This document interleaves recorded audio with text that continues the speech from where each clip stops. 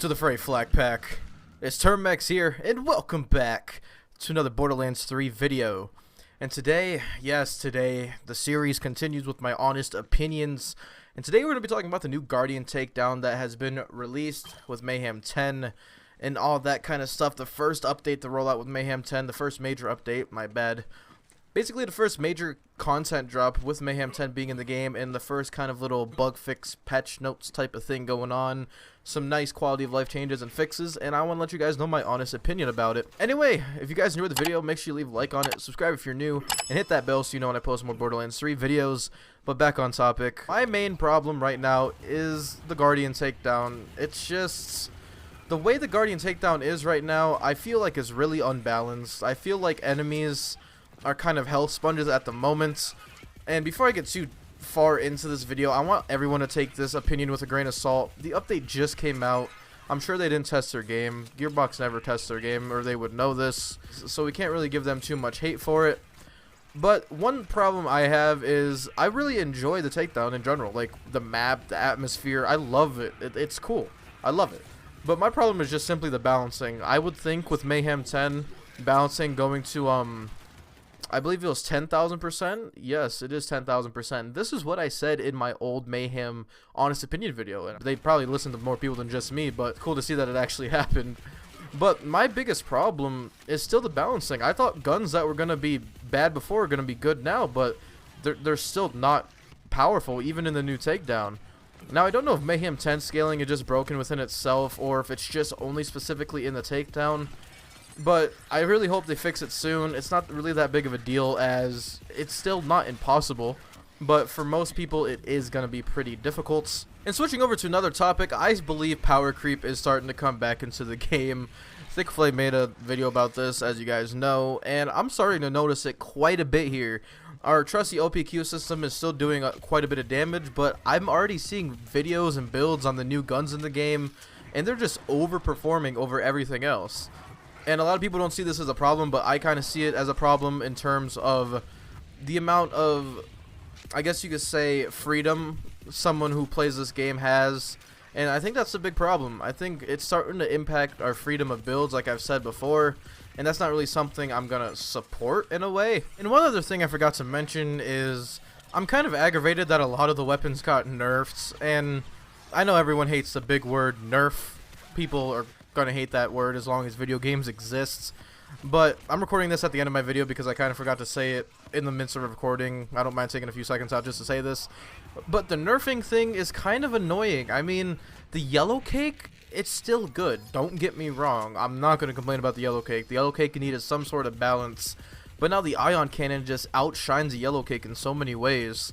And I guess you could say it was granted for the yellow cake, but to me the yellow cake felt like that it didn't need a whole 50% damage decrease. But, you know, it's fine. They nerf what they want. They do what they want. It's Gearbox. They're going to nerf things eventually. But I just want to get that off my chest as well. I don't like nerfing. I hate the word nerf in a PvE game. It aggravates me. The only time I've ever experienced nerfing in a PvE game, if any of you play Warframe, they only really nerf things that are game breaking to the point that it's a thing everyone uses, and that's what the yellow cake was. Everyone was using it to one-shot Trant and all that. But when they nerf things in something like Warframe, it's still usable, you know?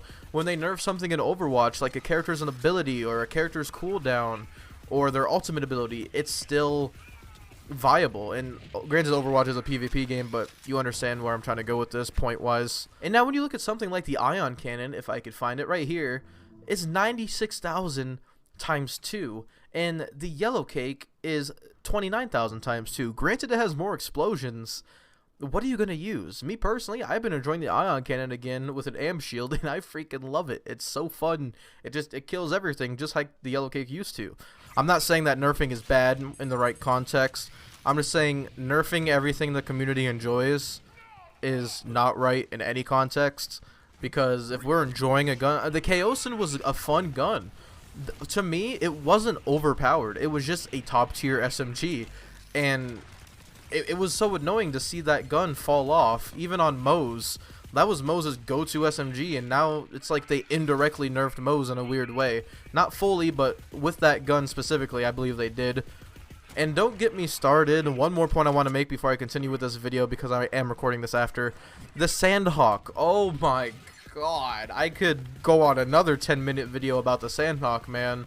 Why? What did they do to my Sandhawk? I don't even know if I have it on me anymore. Oh, I do have it on me. Look at this. Let's put on the Sandhawk real quick. And I want to snipe a guy from here. Alright. What is this? What is this? 2 pellets, most, from point blank, and you want this to be a sniper? What if I did this? Do I have to barrel stuff them? Oh, barrel stuffing works. Well, I'm pretty sure that this is under the sniping category, is it not? Oh, yeah, it is a sniper. Then why do I have to use it like a shotgun? Why didn't you just make it a shotgun? I know you might feel like I'm getting a little triggered, and I am. This confuses me to the max. I'm so confused. Why would you want players that are using a sniper? A sniper, remember, a sniper. Why do you want them to play close up? I don't understand that. Look at this. I can't make this up. What am I doing? Medium range? And I can't hit their head to save my life? Like, what are you doing, Gearbox? What are you doing? It's a sniper. This was like the most popular SMG in Borderlands 2, and you returned it as a sniper, and it was perfectly fine. You could have kept the same spread, but now you made it spread eagle everywhere, and it still runs out of ammo, obviously, but you made it spread eagle everywhere, and I am triggered by this fact. I think everyone's triggered, mainly the flak players like myself, but I am triggered by this fact, man. So when I bring up power creep, it's not anything that has to do with me saying, oh, I don't have the time to farm the new guns, so I'm going to blame the developers. No, that is not at all what I am saying.